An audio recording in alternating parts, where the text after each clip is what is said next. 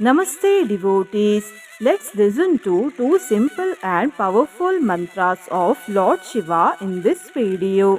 In these mantras, Lord Shiva is called by the names Samapriya and Sadashiva, and this mantra is taken from Sri Shiva Ashtottara Shatanamavali. By listening to this powerful mantra with devotion for complete 108 times, anxiety, fear, and miseries will be destroyed, and also enormous wealth will be obtained. Before listening to the mantra, if you are new to the channel, subscribe the channel, press the nearby bell icon and select all option. Also comment as Om Namah Shivaya. ॐ समप्रियाय नमः। ॐ सदाशिवाय नमः। ॐ समप्रियाय नमः। ॐ सदाशिवाय नमः। ॐ समप्रियाय नमः। ॐ सदाशिवाय नमः।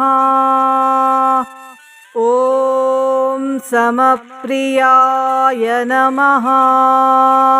ॐ सदाशिवाय नमः। ॐ समप्रियाय नमः। ॐ सदाशिवाय नमः। ॐ समप्रियाय नमः। ॐ सदाशिवाय नमः। ॐ समप्रियाय नमः।